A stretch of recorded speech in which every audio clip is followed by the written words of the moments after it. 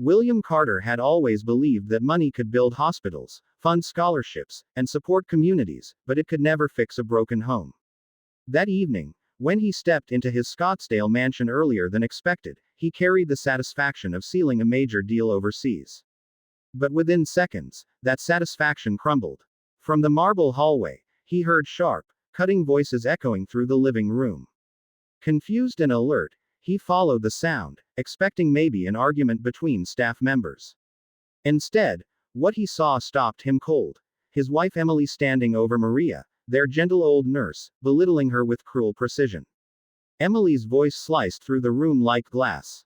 Maria, always polite and soft-spoken, stood frozen with humiliation burning in her eyes. The household staff looked away, pretending not to hear, afraid to intervene. William's pulse pounded. He wasn't just embarrassed. He was disappointed, heartbroken in a way he hadn't anticipated. Emily's behavior didn't reflect the values he had built his life on: respect, kindness, dignity. He wanted to speak up, to demand an explanation, but the words refused to form. The silence in his chest felt heavier than any accusation he could voice. Without confronting anyone, William turned around and walked out of the house, each step echoing the loud, painful truth: something inside his marriage had shifted. He grabbed the keys to his truck, driven more by emotion than logic. As he pulled away from the mansion, the sky was painted orange with the late Arizona sunset. He headed north, toward the vast quiet of his private ranch near the Apache reservation. Out there, the desert usually gave him clarity. But today, his mind churned with disappointment, anger, and an ache he hadn't felt in years. Miles of open road stretched before him as the city lights faded behind. The air grew cooler, and the desert's rugged beauty unfolded in the falling dusk. Joshua trees stood like silent witnesses along the dirt road. But no peaceful thought could settle in his mind. He replayed Emily's words again and again, each one hitting him like a stone. How long had she been treating Maria like this? How much had he missed while drowning in his work? His chest tightened. He wasn't sure if he was more angry at Emily or at himself. As he turned onto a remote stretch of land that led to the ranch, something unusual caught his eye: a small shape near the side of the dirt road. At first, he thought it might be an animal. But as he slowed the truck, the shape moved, shivering. William's instincts kicked in. He pulled over, jumped out, and approached with caution. What he found made his breath catch. A tiny Apache child, barely 7 or 8 years old, curled beneath a bush, trembling from cold and hunger. His cheeks were sunken, his clothes dusty, and his eyes full of silent fear. William knelt beside the child, speaking softly so as not to scare him. The boy didn't respond with words, just a weak, shaky breath. His small hands clenched into the fabric of his torn shirt. William quickly removed his own jacket and wrapped it around the child's frail body, feeling how cold the boy truly was. "It's okay. You're safe," he said gently. Without wasting another second, he lifted the child into his arms and carried him to the truck. Fear and concern surged together in William's chest as he drove toward the nearest clinic, hoping they weren't too late. The clinic was small but trusted by the local tribal communities. The moment William rushed inside, nurses immediately took over, guiding him to an exam room. The child was placed on a bed, shivering less now that he was warming up. Doctors checked his vitals, murmuring about malnutrition, exhaustion, and dehydration. William stood near the door, gripping the edge of his jacket, feeling helpless. The boy's eyes slowly opened, locking onto William's with a mix of confusion and fragile trust. That look alone was enough to stir something deep in him, something protective, something human.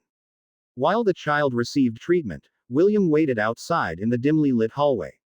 His thoughts drifted back to the incident at home: Emily shouting, Maria shrinking, the staff pretending not to see. In contrast, this tiny boy, a complete stranger, had pulled forward the version of William he liked best: the helper, the protector, the man who acted without hesitation when someone needed him. He wondered if life was trying to tell him something, maybe that compassion mattered more than wealth or status. The timing felt too precise, too intentional, as if fate had stepped onto the road with him. After an hour, the doctor informed William that the child would recover with rest, food, and care. Relief washed over him. He stepped into the room again, sitting gently beside the boy. The child's breathing was steadier now. William leaned closer and whispered, "Don't worry, buddy, you're safe now." The boy's fingers curled around William's sleeve, a silent plea not to be left alone. That small gesture carved a deep place in William's heart.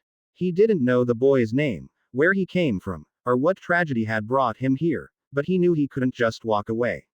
As the night grew deeper outside, William remained beside the child, refusing to leave him alone. His life had changed within a few hours, first through heartbreak, then through a profound act of humanity. Little did he know, this one rescue would ripple far beyond the walls of the clinic. In just 4 days, there would be footsteps at his ranch door.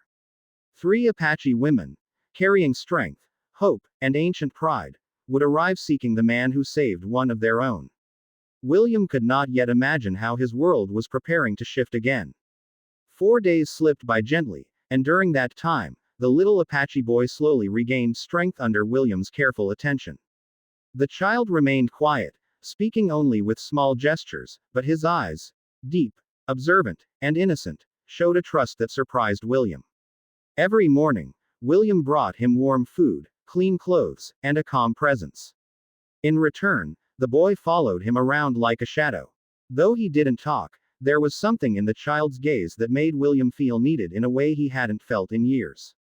The silence between them was soothing, a bond forming without words.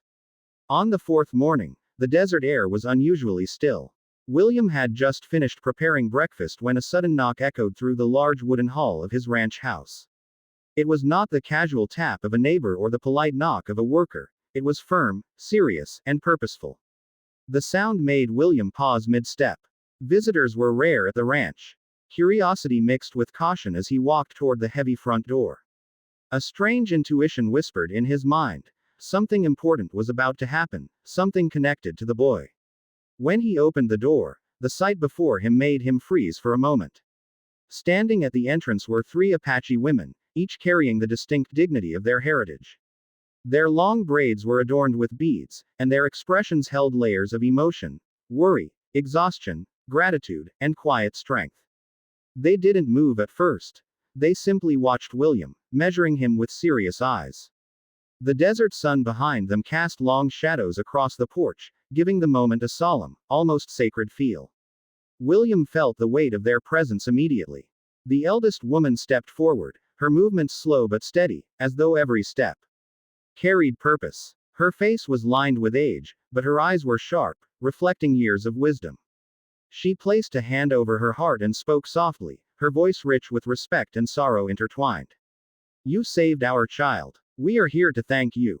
Though her words were simple, something in the tone struck William deeply. In that one sentence, he could feel the fear they must have endured, the sleepless nights, the desperation of searching the wilderness for a missing child. As William invited them inside, the women glanced at one another before entering his home, their steps cautious but hopeful. Once seated, the eldest explained that the boy had wandered away during a family gathering and vanished into the forested edge of the desert. For days, the entire community searched, calling his name, praying for signs, fearing the worst. Each passing day had chipped away at their hope. When they heard from the clinic that a ranch owner had found and rescued him, relief washed over the tribe like long-awaited rain. William realized then how deeply their hearts had been hurting. The boy, upon seeing the women, rose from his seat with quiet recognition. His eyes shimmered, and he walked toward them, slipping his small hand into the eldest woman's palm. Tears welled in her eyes as she pulled him into her arms, whispering something in their language. The other 2 women joined them, touching his hair, checking his face, making sure he was truly safe. It was a reunion filled not with loud cries but with gentle, controlled emotion, a reflection of their strength. William watched the scene unfold, warmth blooming in his chest, knowing he had done the right thing. But just as the family prepared to leave, the women paused at the doorway. The eldest turned back, her expression unreadable but full of depth. She approached William slowly and stood before him with a presence that commanded respect. After a long moment of silence, she spoke. "A man who protects the innocent earns the protection of our people. You are not alone, Mr. Carter." Her words were deliberate, almost ceremonial, carrying the weight of tradition and gratitude. They weren't simply thanking him.